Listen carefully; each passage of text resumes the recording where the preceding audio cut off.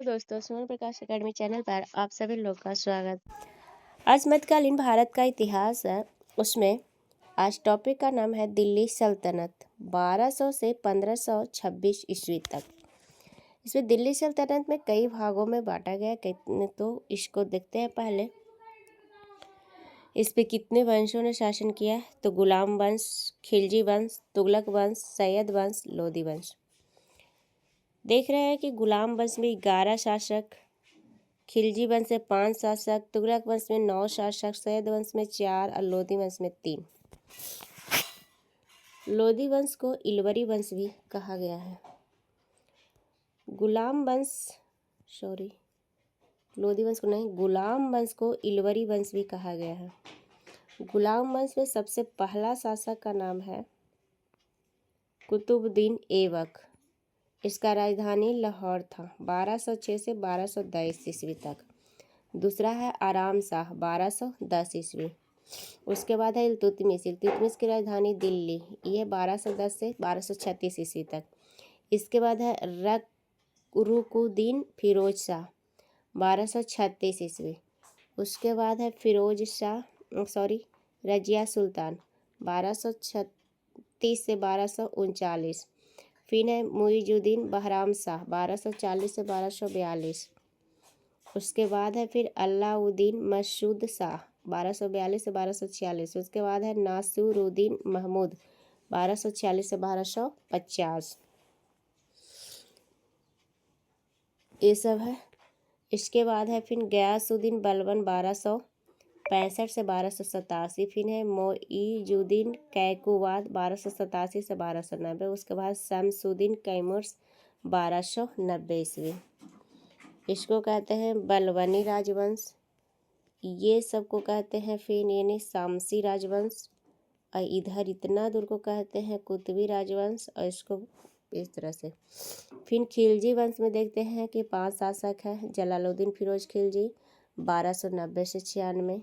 उसके बाद है अलाउद्दीन खिलजी 1296 से 1316। फिर शिहाबुद्दीन उमर 1316 से 35 दिन तक। फिर है कुतुबुद्दीन मुबारक शाह खिलजी 1316 से 1320। फिर नासिरुद्दीन खुसरो खां।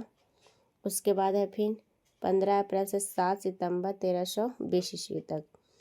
इसके बाद देख रहे हैं कि तुगलक वंश में 9 शासक हैं।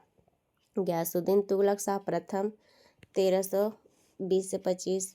मोहम्मद बिन तुगलक 1325 से 1351। फिर है फिरोज शाह तुगलक 1351 से 1388।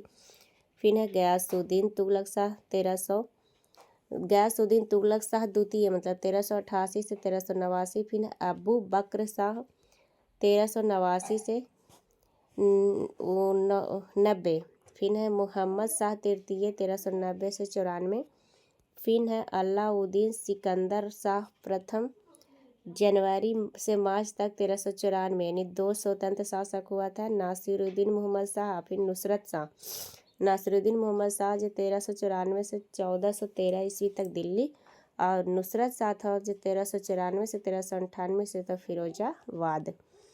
इसके बाद देख रहे हैं सैयद वंश। सैयद वंश में 4 शासक हुए। खिज्र खां 1414 से 1421। उसके बाद है मुबारक शाह 1421 से 1434। उसके बाद है मुहम्मद शाह 1434 से 1445। उसके बाद है अलाउद्दीन आलम शाह 1445 से 1451। उसके बाद है लोधी वंश। लोधी वंश में 3 शासक हुए। यहाँ है बहलोल लोधी 1451 से 1489। उसके बाद सिकंदर लोधी 1489 से 1517। उसके बाद है इब्राहिम लोधी 2 मतलब कि 1517 से 1526।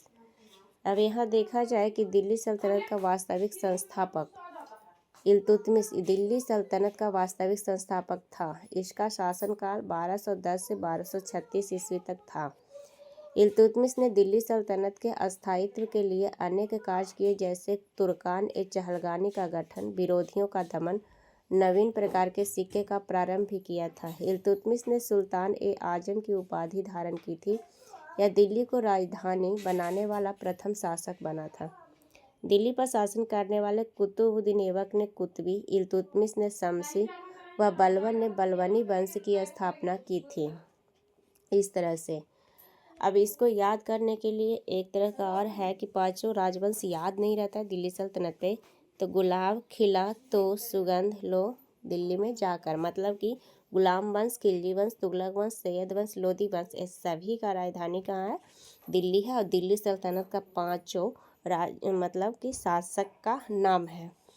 तो दोस्त, अगर वीडियो अच्छा लगे तो लाइक करें, शेयर करें, सब्सक्राइब जरूर करें, ताकि अगले वीडियो का नोटिफिकेशन आपके पास जल्द से जल्द पहुँचे।